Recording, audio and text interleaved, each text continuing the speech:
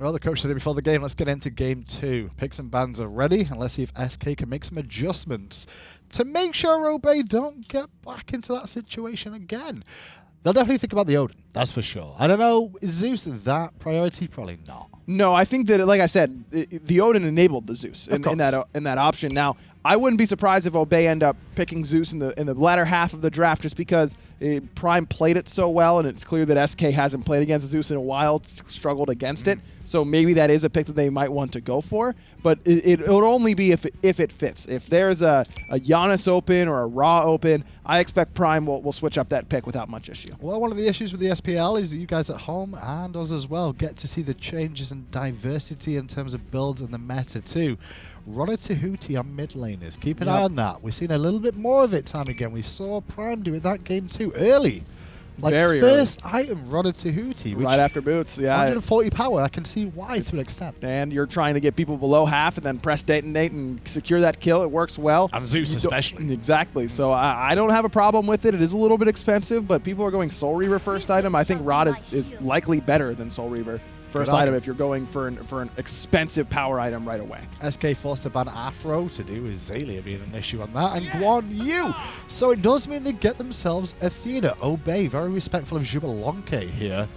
They ban that one away, take Athena for themselves, and that gives SK the Achilles once more. I don't mind SK going back to the Achilles or the Ra. After a rough game 1 where they really get ran by Obey, I think a lot of teams wouldn't go back to picks before that they went with in game 1. I don't think that the Achilles and Ra were a problem in and of themselves. They were a problem because of the Odin Zeus picks, and maybe Obey just goes Odin here, and I think that wouldn't be a bad idea.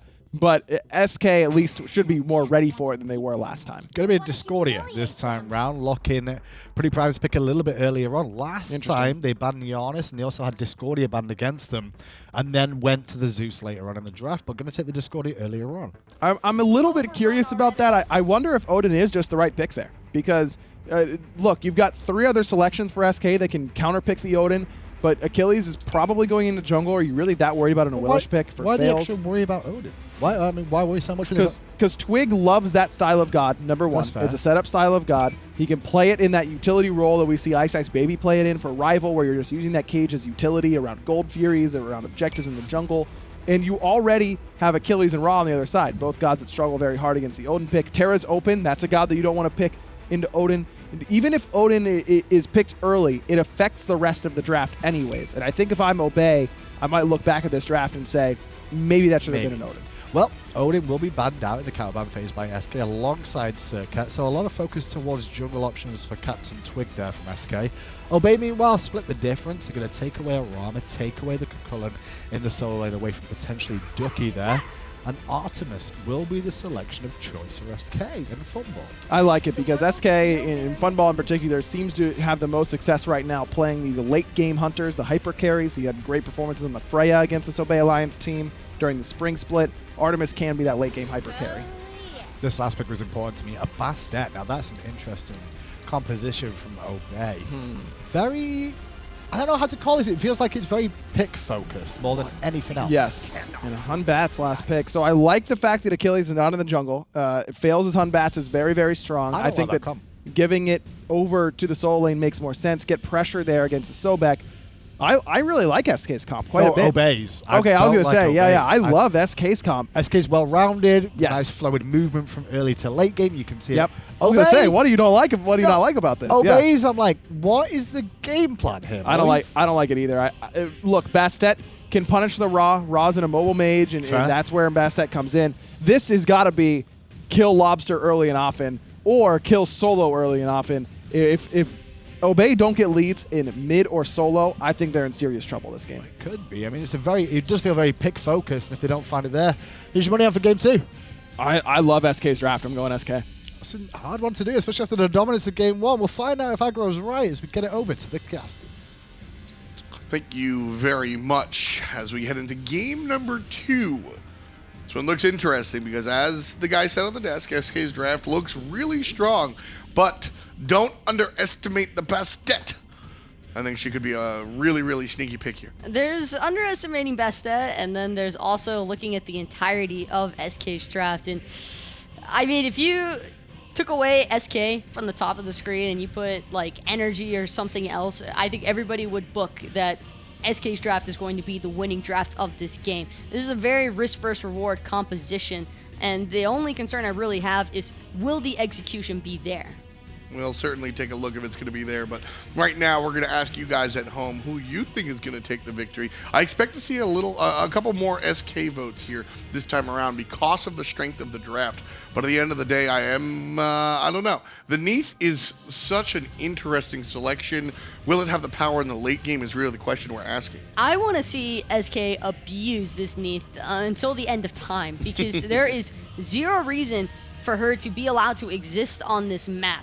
Especially in the duo lane where there's already so much prevalence for junglers to make their way over and try to camp that lane to give a lot more pressure in terms of invading purple, invading red buffs, taking those back harpies. Everything starts to amount up, and this is the composition to do it with. Ducky's got the Achilles in the soul lane. Love that swap out. Hated it in the jungle for Faeles. Throw Faeles onto the Humbats, the Najahs, those gods that he can actually play utility with. Totally with you on there. Like to see Faeles on the party monkey, and so that's what we'll get. This time around, I think it's also much less important than he be a strong pick. Ataraxia there missing his first ability of the game. Not a good look. But of course, it's just the original level 1 fight that we have come accustomed to see so often. Neath does hit pretty hard, though, in her early game, so Funballer and HalfDevil should be wary of not getting caught out by any of those spirit arrows. Speaking of which, Funballer able to juke out yet another one as HalfDevil and Funballer do their best to try and return poke damage. Yep, Ataraxia certainly can do a lot of damage if he actually hits it. Right now, Funball is the one hitting more often than not. 82% of y'all still think that Obey Alliance is going to take it. SK Gaming certainly has the upper hand as far as the draft is concerned. I don't think anybody is doubting that fact, Taco. But track record has proven that SK Gaming might have some trouble here. God, their draft is so nice. Speaking of which, could be a potential first blood opportunity, but instead, Lawbster can't close the gap. Hit it! Just hit the spirit arrow! He's gotten a couple in there. I don't think he has. I don't think He landed one like not too long ago. Before we went to mid, he hit HalfDevil with the spirit arrow. Okay. You just can't really tell because HalfDevil has a ton of sustain, but... I thought he was 0 for 3. No. He's gotten some of them in there. We haven't been able to catch all of the action because it's been a very active game so early on. I mean, the aggression that we saw in mid lane just now, PrettyPriMe and CaptainTwig both falling relatively low, means that SK can at least play this a little bit more towards their pacing. They can do whatever it is that they want to do. That's certainly true. Bastet has a very negative matchup against the Terra. That's certainly true. Going to be able to pop out those stones very quickly, which is not a good thing. That said, however, the synergy between the Neath and the Jungle Cat, I really like. Ataraxia able to pin somebody down so CaptainTwig can pounce on them is a tried and true combination that we've seen going all the way back. So, again, the first one was a classic combo of Odin and Zeus, going back to the 2012 strats. And, well, Neath and Bastet, again, another very old school strat. One of the main reasons why we don't tend to see Neath very often in the duo lane is because of how punishable her backflip is. Her primary escape is the backflip, and you always know exactly where she's going to land, especially for these competitive level players. Like, there's no reason for them to not have a in-depth understanding of that distance. Yeah. Artemis, probably one of the few hunters that can't immediately close that gap. So there is some leeway there for Ataraxia. Speaking of which, Taunt not going to miss the spirit arrow from that one. That's going to prompt Ataraxia to go in even further, meaning that iRaffer has to use the shell to keep his hunter safe. Trap is going to be good onto iRaffer, but he's still fine. Able to walk away there, no problem. And another reason that we don't see too much Neath is because she doesn't have the late game prowess that some of the other hunters have because of a lack of a steroid. When we see the late game hunters, they almost all have some ability to amplify themselves up. You're looking at Vengeful Assault, you're looking at Rom's second ability, you're looking at all those choices. Shibalaki, of course, has the bolas. Now, the way Neath's kit works, she doesn't get a steroid, but she gets an anti-steroid. Her Unravel is going to be able to lower the attack speed across the way by a significant amount. It's actually really noticeable, that ability right there, the one that heals her. But at the end of the day, not going to be able to export the same amount of damage by way of basic attacks. With that said, Notice that Ataraxia is building tier 2 Transcendence. Don't be surprised. This is Ataraxia. Don't be surprised to see Trans, Boots, Crusher. I think we're going to see an ability-based build here. It has to be. There's very little reason for Ataraxia to want to stray away from the penetration type build on Neath, and with Obey's current lineup, I think that it'll just fare much better in the late game if they choose to play off of Ataraxia's ultimate. The World Weaver will be crucial, I think, in terms of establishing not only spacing control, but just picks in general, because that's all Obey's composition wants to do in the first place. You have CaptainTwig to assassinate anybody, but you're going to need some assistance first. Speaking of which, Ataraxia doesn't have his purification beads any longer, courtesy of HalfDevil and Funballer, but HalfDevil definitely paying the price for that one. Interesting that Ataraxia used his beads there, or is forced into that, because he knew iRaffer was right behind HalfDevil. He wasn't surprised. So, interesting choice there. You don't want to risk eating a crit out of Artemis. And now that Funballer hit level 5 in that wave, also, it just makes the situation a little bit too risky to want to be a betting man about. Yeah, certainly risk versus reward, and the risk a little bit too high versus the reward. SK Gaming going to go ahead and get some vision on the Gold Fury nice and early here. And the ping's coming out as Obey realize that they've just lost the Oracle fight. Speaking of which, CaptainTwig doesn't really want to let this jungle go for free. iRaffer, I love this Defender of Olympus ult in. This is probably going to be a speed buff invade, but Faeles able to defend it with the Fear No Evil. Perfect timing. And really unfortunate if you're Obey. Yeah, that's a big expenditure there coming out from the iRaffer ultimate. I'm with you. I love the choice. It was just Faeles one step ahead, able to pick that one up with the ultimate. And what's nice about this is usually with Faeles' ultimate down, Lawbster trying to run away from the cats. Can't do it. CaptainTwig with first blood off of the kitties. But Faeles did get a crit onto one of the cats. It was the 177 crit. Nice. Normally, when you get rid of the Fear No Evil ultimate, that's time to force a team fight because it's one of the better disengaged tools. But too early for really Obey to capitalize off of the Fear No Evil being on HalfDevil almost had him. If HalfDevil cuts that corner a little bit tighter, yeah. So CaptainTwig actually has to wrap around it, there's potential for a punish. Since he had no mana, HalfDevil just barely managing to come up short there, though, means that Funballer won't be able to make it over in time. And Ataraxia, well, he's just been left by himself in no man's land here over in duo. Nice little evade there off of the Terra clap, and that's going to be a root onto Funballer as HalfDevil eats a tower shot. So clear aggression wants to be made from the SK's duo lane. It's just going to be hard to find. I love the way Ataraxia is choosing to play this lane. Yeah, and he's just playing super safe. That's another one of the benefits of playing the Neath, is that you don't really have to be over-aggressive. You can just clear the way very easily. Just look at this freeze right now. This is exactly what he needs to be doing. He doesn't need to be the star of the show, drawing a ton of attention towards his lane. He wants SK to believe there's no point in ganking him. Speaking of which, Faeles going to help assist Ducky now. He's going to have to worry about the World Weaver. One of them's going to have to take it, and it's going to be Faeles, who unfortunately draws the short straw. But a beautiful Searing Pain by Lawbster brings CaptainTwig close to death. And he's going to go right on in there, up close and personal. Find the number 1, and Xaliea able to get on out of there. PrettyPriMe comes around the back line, finds Lawbster. HalfDevil does finally take care of Xaliea, but it's PrettyPriMe with the double kill. Ducky falls down, as does Lawbster. Still goes better than expected. If you're SK in that situation, when you look at Ducky's positioning and where he was choked between, it's kind of incredible that SK managed to come up with anything at all there. But now they're finally on the board. It was a nice rotation response. They're still not at that point where a Searing Pain is going to be able to completely obliterate someone. Right. It was close enough, though, to at least force the shell out of iRaffer, and that's still more than enough in terms of being able to look for future aggro plays in the mid lane. PrettyPriMe here this time around on the Discordia, going for the Soul Reaver. instead of the Tahuti first item. Interesting deviation. Both of them are first items that bring a ton of power. Why do you think we see the Soul Reaver in lieu of the Rod? It's the burst damage out of the Discordia. She's not really looking to close out the fight. She drops her entire kit on you all at once. Between the Strife and everything else that follows after, you need to pack a punch from the very start.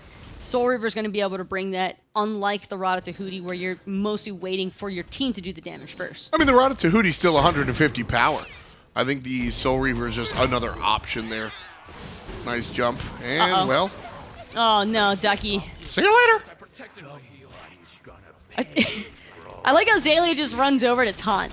That is the most Xaliea thing I've seen in a long time.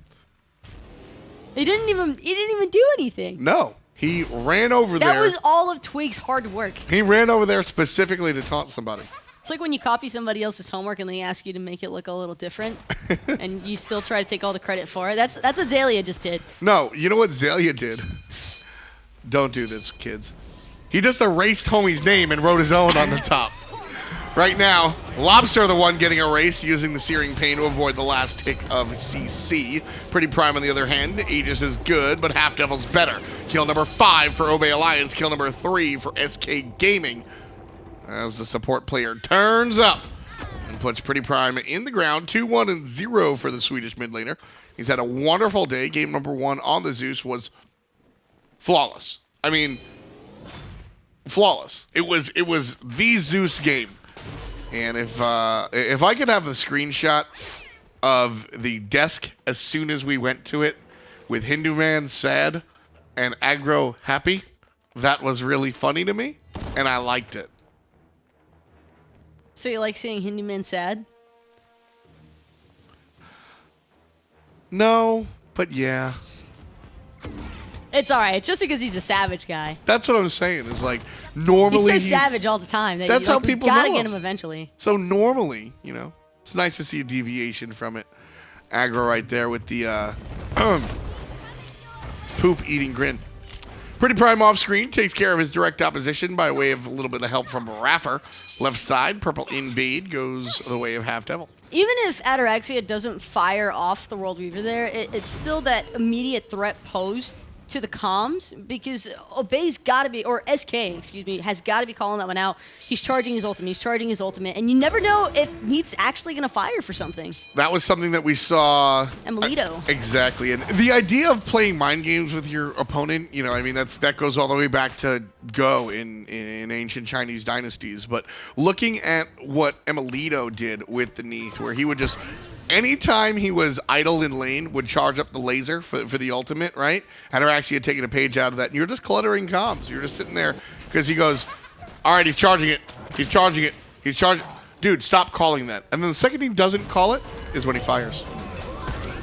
Lawbster, though, feeling some of that Soul Reaver damage out of the Discordia, but it's actually going to be iRaffer who takes an untimely spill, fails with the return fire as PrettyPriMe narrowly avoids that Celestial Beam. CaptainTwig's here to do some damage. We'll get some on a HalfDevil, and HalfDevil's going to watch this. He's spending a little bit too much time. What are you doing there, buddy? I don't like that play. SK Gaming looking for the punish, and Ducky will find it. CaptainTwig falling down there. Questionable death by HalfDevil, but I love the response by SK. Yeah. Immediately punishing CaptainTwig for using that pounce as an aggressive move opposed to the defensive one. And I think that's something that they're going to have to find every single time Twig does pounce in aggressively. Wouldn't be too surprised to see Twig maybe even opt for a blink because of it. So that way he can just blink in, drop the kitty claws and the slows and the cats, and then look to jump away or even use the jump for more damage. A lot of times you see the Bastet players jump in because it confirms the passive. Bastet does extra damage if you have already hit somebody with one of her abilities. So Pounce does damage in its own right, but will apply that cat scratch passive. What I wanted to bring up, though, is all the hunters in EU were super confused when they saw every NA hunter building double stacks. That's how all of NA is probably looking at EU, going towards this Soul Eater. This isn't the first set that we've seen this. No, even in the not. last set, we saw Big Man Tings leaning towards the Soul Eater on the Uller. So ability-based hunters seems as though players in EU feel more comfortable building into the Soul Eater, and it's just one of those items where I could see the motive, and I can understand it. Speaking of which, Obey, more than happy to take this Gold Fury for free. Thank you very much, SK, because by the time they realize it, everybody's gone. Yeah, no chance to even take that one out. Faeles likely to survive. Heroless CaptainTwig blinks on him, but the Fear No Evil could turn things around, and it will. The junglers kill each other. Romeo and Juliet style. That was fast. PrettyPriMe on the run. And HalfDevil will just watch. No. Much ado about nothing there.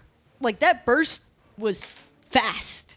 I couldn't tell whose crit it was between Faeles and Funballer. Yeah. Either way, it hurt to look at. It probably hurt Faeles a lot to experience, as Funballer right now is trying to avoid even more hurt as he runs back to his Team 1 tower. You and I were on a game, it was probably literally yesterday, where we were talking about Transcendence on junglers, right? And this is an example of it done correctly. Transcendence built 3rd item, Funball not to be able to find a 4th item. Transcendence built 3rd item on the Jungle Cat. She scales immensely high, she wants power, and it's 3rd item, not 2nd. I stress the 3rd item because that's usually where you're able to get supplementary gold. Guess what? Gold Fury finished the Transcendence. Twig had to go for that Brawlers also. Exactly.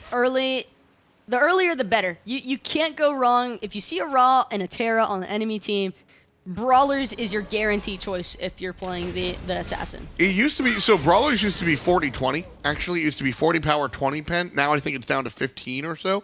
And so it's a little bit less attractive, but Brawlers for a large period of time, I'm thinking specifically when Thor ran the jungle, Brawlers was purchased regardless if there was a healer or not, just because the 40 power and the flat penetration was strong. I feel like that's still the case even today, where this item just never really feels awful. Like, you can't go wrong with anti-heal. Right. And I think that's why we also see some of the mid laners in Europe still opting for that Divine Ruin, despite there not being any definite healing available for the enemy team. It's just a nice thing to have. Penetration comes at a premium. Xaliea is going to be in trouble here on the right-hand side. Sprint popped, and Faeles popped as well. CaptainTwig looking for the old double kill. Got some help all the way across the map. The shot will land. The blink is forward, and that's enough distance to keep CaptainTwig at bay. Well, I thought. Ducky now looking to punish, but he won't. Nice job from Xaliea to take the tower. CaptainTwig had to have felt that one on his back. He got a haircut. Still feel the heat. He got a haircut. That is close, but no cigar for Lawbster there on that one. 3 members of SK still looking to stand strong. iRaffer, though, with a beautiful taunting off the Ducky, going to manage to catch that golden apple onto HalfDevil, but these are the 2 tanks. They're the exact targets that you want absorbing all of this damage. Lawbster flipped up and served outside of the team fight. PrettyPriMe going to run away from the 1. And again, that laser beam not going to be able to find it. Lawbster now hanging on by a thread here. Xaliea unable to find the kill just yet onto the chicken. And so SK Gaming will hold that down 4K gold. Lawbster still has his purification bees, but without that Aegis, he's going to need to be careful. Speaking of which, they're not done. Even still, Xaliea and iRaffer are looking for more. 4 members now from SK as the rest of Obey starts to rotate. Funballer, the slowest one to arrive, but he's looking to focus out Ataraxia. Yep, everybody's kind of looking at the Hunter. There's the teleport from the Monkey, the ultimate, and the dead Hunter. That's that. Ataraxia wanted to participate in a team fight because he's been confined to the duo lane, just throwing out ults, whichever direction is needed. Yeah. But the pathing, I don't think there was anything super wrong with it. Just SK spotted him, and if you want to kill an ETH, you're probably going to be able to do it. Europe, you were talking about Europe not really loving, or Europe preferring the Soul Eater over some of the North American hunters. And what it comes down to, I think the Soul Eater is a great item for an ability-based hunter that stays an ability-based hunter. North American teams, even when they go ability-based, I'm thinking specifically of Herwind when he plays his Uller, will go ability-based. He'll go power, boots into a Crusher, and then Titan's Bane, and then an Odysseus Bow. Still, at the end of the day, you need that attack speed. Whereas Ataraxia is full investing into this. I'm a mage. I'm going to be swinging. I wouldn't be surprised if he buys a Jotun's Wrath. I like it more on the Neath than I do on the Uller. And I say that only because Uller's 4th ability with the Axe Stance, you get the bonus lifesteal on top of the Aussie passive. There's almost no reason to not build Aussie with the Uller if you're opting for the Transcendence. And while there is some merit to the Soul Eater on him, it's just one of those things where, yeah, it works, but that doesn't necessarily mean that just because it can work, that you should be doing it. Uller's half and half to me. I mean, you mentioned the lifesteal on his quote-unquote ultimate, but he also has the second ability, the steroid, right? He can be a traditional hunter. And Neath has the healing in her kit on her second ability, so Soul Eater kind of makes sense here. Speaking of which, what doesn't make sense is this boar flying every which way. Obey Alliance trying to gather themselves, running away from the Tusky, but it's going to be Ducky who actually collects PrettyPriMe. Nice job there, taking the mid lane mage out of the conversation. Obey Alliance now on the bad side of things. HalfDevil going to be just killed, plucked, and hit by the Neath ultimate and everything else in between. Still alive, though. Just kidding. Ataraxia finds him with the ultimate, but it's after. iRaffer falls down to the wayside. A 1 for 2 in a very extended engagement from Obey Alliance. But Ataraxia and Xaliea don't even seem mildly deterred. They're still moving forward. CaptainTwig has joined back into the fight.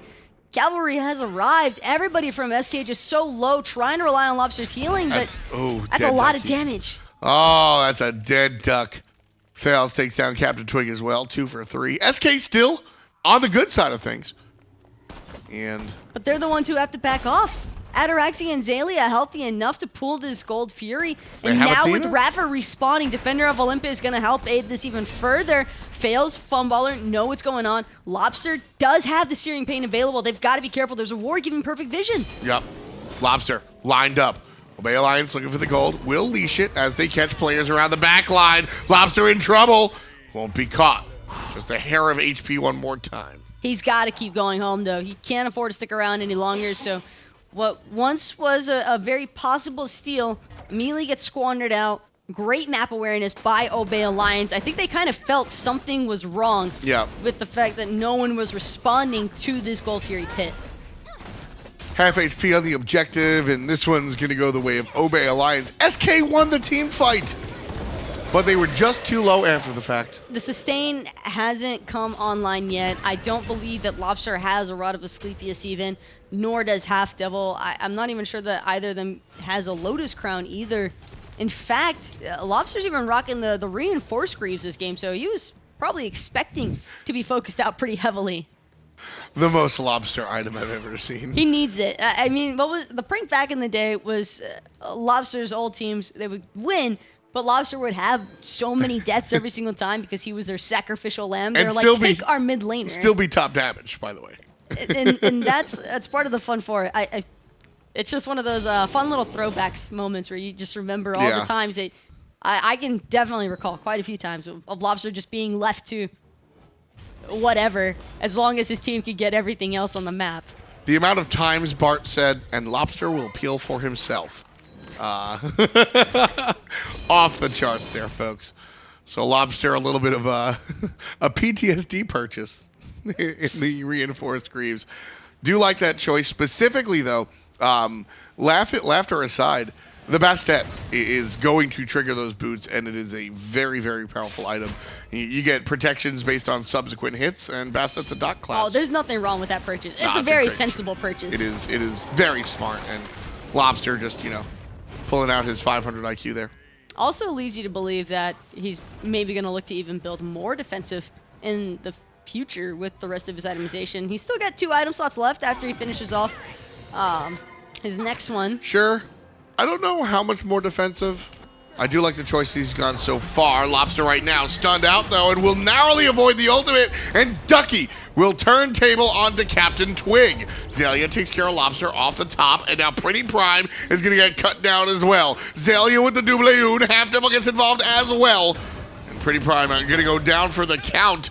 Ataraxia takes care of Ducky. 2 dead on the side of Obey. 3 dead on the side of SK.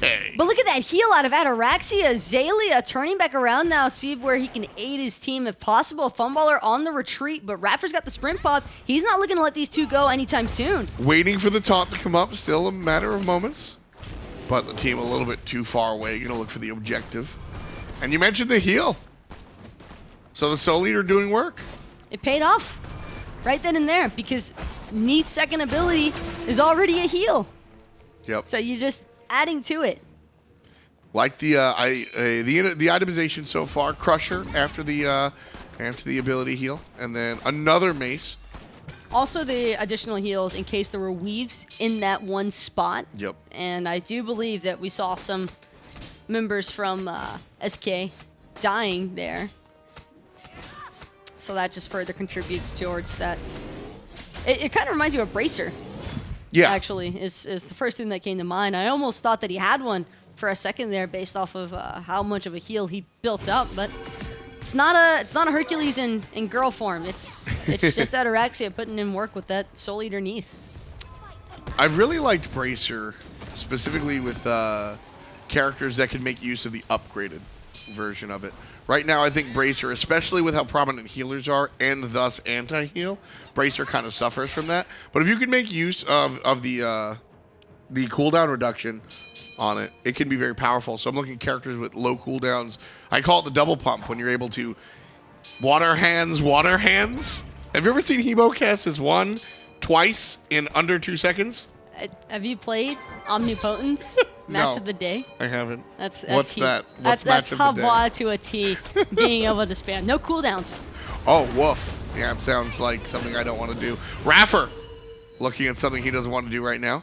A little bit of help from his hunter to keep Lawbster at bay there. But that means that Ataraxia won't have the World Weaver for a setup, and neither will iRaffer have this Defender of Olympus. Two pretty big team fighting ultimates already being stripped away is a nice window of opportunity here now for SK if they wish to siege this T1 tower, and doesn't seem as though Obey are really all that interested in risking their lives for 500 gold. Yeah, it's a tier 1. Whatever. We'll take it. The whole idea of map presence that we always talk about, Taco, 26 minutes. It's not as much of a factor. Yeah, you can run further away. I can definitely agree with you on that one. If that's a play that's happening at like 12, 13 minutes, that's a big deal. You're concerned. But 26 minutes, you're a little bit more surprised that hasn't happened already.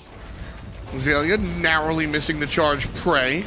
On the right-hand side, 3 players getting attacked and fails! You see how big that World Weaver was? Takes away 2/3 of his HP, and he's out of the conversation. Lucky for him, he already did drop the ultimate, but he's gonna drop back to base. Big boy damage coming out from Ataraxia here. Number 2 on the player damage. And what's interesting there is number 1, CaptainTwig's been active all game. Ataraxia just recently joined these team fights, and he's doing a ton of damage. And look, there's the Jotun's Wrath. Ataraxia has had great positioning, too, with the Neith, because one thing you always have to be wary of is where are my closest escape routes that I can actually take and effectively get away with it. And Ataraxia has always made sure that there is somebody standing in front of him. By far the most important part. We've seen this one before, though. SK looking to steal it, and they are, in fact, able to secure this Fire Giant right under the noses of Obey. The fight after the fact is always the scary point. Obey Alliance leading this game by 6,000 gold, and SK Gaming know it. Usually when we see the low-end team or the trailing team take the objective, they lose the fight after it. And remember what Obey were doing right before SK pulled the Fire Giant. SK watched all the members of Obey, one by one, run across the map straight towards the Gold Fury with no mind to anything else in the world. Not expecting SK to ever even dream of pulling that Fire Giant. With Lawbster on the Searing Pain, was it the exact same situation with Mouse, pretty much? Yes. Deja vu. They watched the enemy team back to base and said, okay, we'll take this one. No big deal. Like you said, deja vu all over again here. Does SK Gaming take the Fire Giant? They did in game number 1 as well. Obey still able to squeak that one out. This game, much more intact, though, for SK. It's like night and day, and this is just a minor tweak in the drafting process is all it takes sometimes. And then you really get to see some of the talent and experience from these SPL teams come to light. I think that SK, we definitely did not see their best in game number 1, but game number 2, they are making sure to deliver. Yeah, and a big part of it, I I almost want to see game number 1 exactly the same with Faeles on a true assassin character. I really think that's the play there. Because if you're able to kill Zeus before he kills you, it's a whole different game. But you have this extended kill jungler. That's the opposite of what you want. He also died at level 4 in the mid lane. That was probably worst case scenario possible. Yeah. Speaking of which, SK, now the siege has arrived. This double healer composition going to start becoming very problematic in terms of outliving Obey in the siege. iRaffer's ultimate already down is actually a really big deal. Athenas want to use their ultimate in these scenarios as second lives. You get low, you back to base, and you rejoin the fight. I like this from SK2 because rather than trying to strong arm the T2 and play a little bit of a risk factor there, they're just going to push right down the right-hand side, maybe looking to swing it from solo over to duo in terms of taking away these towers. They want to effectively remove everything across the map. That would actually put them a little bit ahead of Obey even.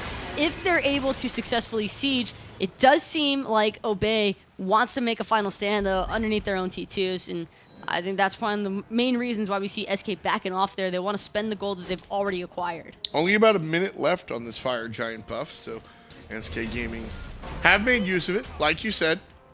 Really tightened up the game. 2,000 gold trailing now at a half hour, taking care of all of the tier 1 towers. Nice and easy there. 15 to 12, still trailing in the kill category, but the kill category is just how we tell the story. It's really all about the gold. 2,000 gold at 30-30 right now. Not too big of a deal, but ESPN's still going to tell their story. The only real difference between these two teams, outside of the obvious one of Fire Giant, is iRaffer already ticked in at level 20, so he has the benefits of a fully leveled up ultimate in comparison to HalfDevil, who's still sitting at 18.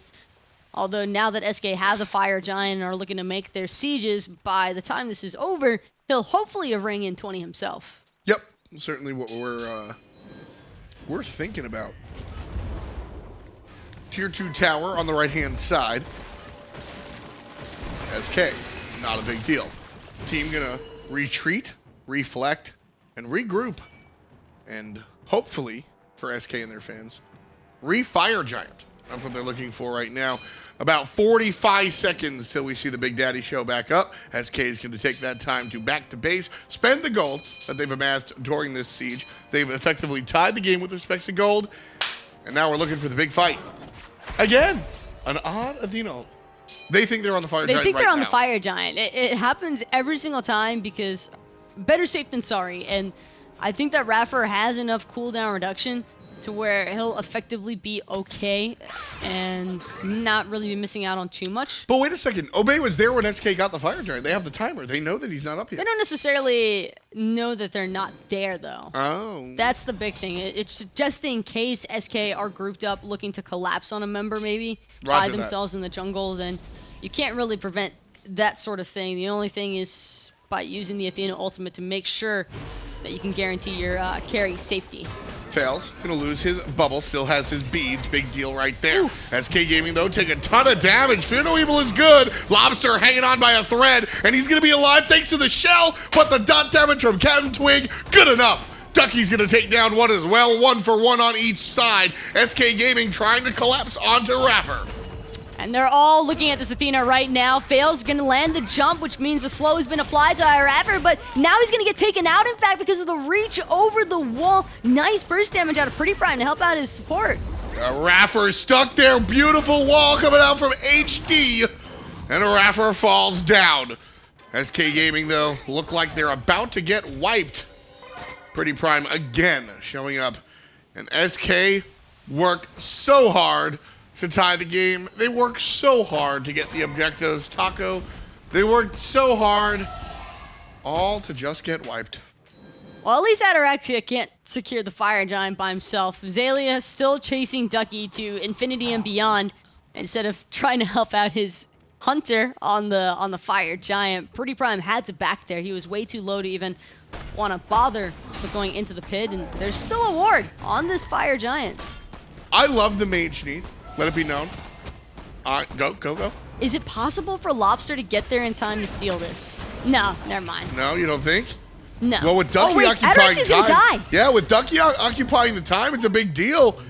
Keeping keeping them, Obey, off of the fire train. Nice job, Ducky. Lawbster's here. SK gonna watch Obey start the fire train one more time. Lawbster's aware. Raffer go to the left. Lawbster looking for the right. Fire Giant low. Lawbster too far away. Lawbster not gonna go for it. It's all Obeys. Easy peasy. After everything Ducky went through, I almost wish he would have gone for it. But when we look at it, the big picture, Lawbster could probably recognize there's already 4 people inside of that Fire Giant pit. Even if I get close enough and land it, I'm still guaranteed dead. And I think that PrettyPriMe had enough burst there to confirm it. Raffer would have just taunted Lawbster. You know how those teams make the GIFs of like the movies or whatever with their logos on the head? Right there, that's Obey Alliance grabbing the paws of SK and going, "Long live the king," and throwing him off Mufasa style. SK tried so close. They climbed. They did a great job of coming back into this one. And then Obey Alliance just said, nah. I don't want to give it up just yet. And no, you are completely correct. It ain't over until the Bacchus sings. So we'll see how this one comes out. The target focus felt awkward in that engagement. That was the first time where I think the execution just wasn't there for SK. They got a little bit too split apart from each other. And totally spread. You can't focus one member with this comp unless you have everybody together. That's what it relies on. You have the Ra, you have the Terra, you need to stay grouped up. Well done, though, by Obey to split them that hard. Yeah, this was a little bit rough for SK Gaming. They're going to watch the Tier 2 tower fall down and then look to collapse on the opposition. There's the all-in, but it's all-in onto iRaffer. Faeles gets PrettyPriMe on the backside, though. Raffer, 25% HP at the moment. Ataraxia gets executed by Ducky. And Xaliea, he's on the run. Funball dead. CaptainTwig pounces back. He's just going to die. This one goes to SK Gaming. 1 player dead, 3 players dead across the way. SK with a beautiful, beautiful drawn-up plan. They sat here. They watched the Tier 2 tower go down. And the way a lot of teams respond to this split push is why respond to this push is why I think SK was successful. A lot of teams will be across the map and then look for other towers and then back to base after the Tier 2 is dead. SK is just hiding there, pretending like that's what they were doing, and got surprised on Obey. It's been battle of the backline. Yes. And I think that Xaliea needs to start toning it back in because Ataraxia and PrettyPriMe being left by their own is never going to fare well against Faeles and Ducky. These two are just powering through everything together, and that's the main reason why SK don't end up losing a Phoenix is because of Faeles and Ducky managing to collapse right on top of PrettyPriMe. Then they take out Ataraxia, and all the while you've got Xaliea and CaptainTwig inside of the fountain room, diving the Phoenixes before anybody can even take them.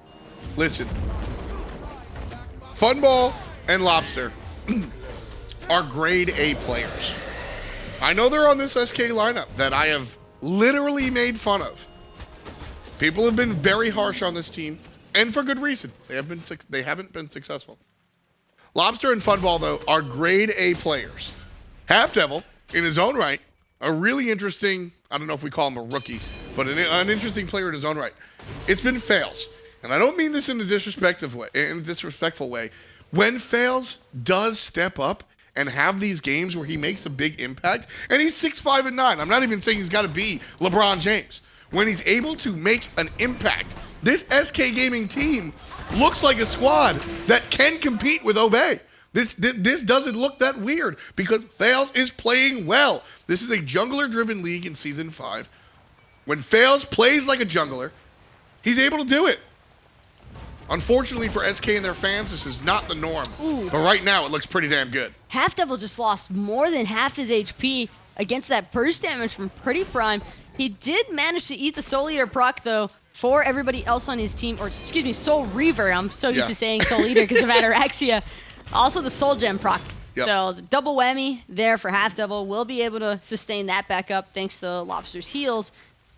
Have to be careful, though, because if that's a Terra taking 60% damage from one Discordia combo, I can only imagine what it's going to do to the squishies. Yep. SK Gaming have to have that in the back of their head. They certainly just watched a ton of damage go in that direction. It just looked weird. The pounce back. As Twig doing what he should be, I believe, and that's getting the creep pressure back in their favor in the mid lane. It's just a little shifts of attention. That's all you got to do sometimes at a competitive level of play. You draw the enemy towards the lane because they want the creeps in their favor, because if these waves manage to stack up, they can actually secure your Phoenix. Granted, it takes a while. Faeles to the back line, blinking there with the ultimate. Gonna send PrettyPriMe all the way out. Ataraxia low, and he's executed. Ducky with the 3 finds the first kill. He's on a spree so far. Number 18. SK's legal, and they're going to the Fire Giant.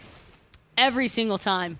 It's either Ataraxia or PrettyPriMe that are the clear focus.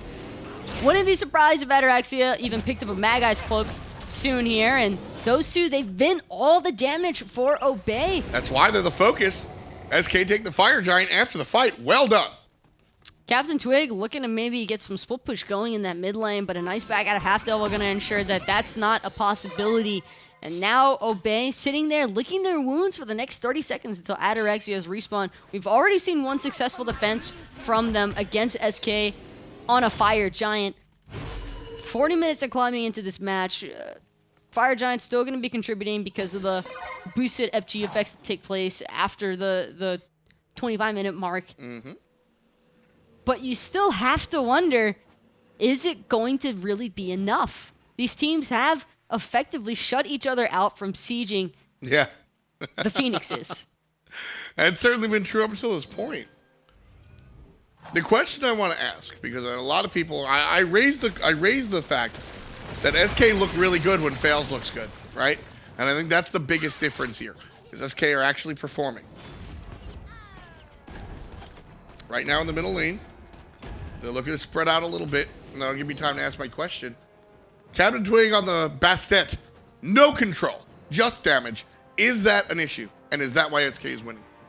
I don't think that's a problem. The only problem that SK have really ran into is just their own simple mistakes. iRaffer now gonna get rooted by HalfDevil, but no real harm just yet. Will be able to be sitting underneath his Phoenix, so he's safe for the moment. Big thing here is SK might have a harder time reaching the back line. Well, there's the blink on top of the back line, and it's avoided this time around. Obey Alliance says, fool me 17 times, shame on you. Ducky on the way out on the right-hand side, gets the apple out of the way of the team fight. Xaliea rooted out, ultimate from Lawbster. Not going to be enough, targeted the tank, as will the monkey. Mid lane Phoenix down to about 75% HP. This is one of the problems with SK's draft, is that they're having a little bit of issues sieging. My mistake. They really don't have an issue sieging as far as their hunter's concerned, but Obey Alliance is playing strong defense. They're alive forever, but does you no good if you're not able to take out the objectives.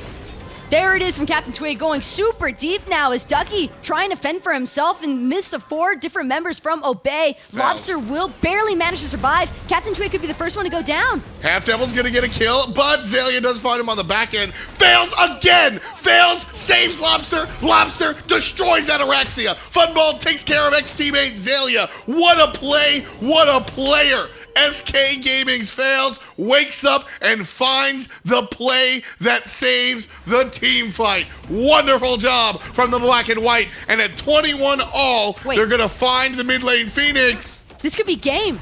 Actually, SK have an opportunity to end here and tie up the set between Obey Alliance.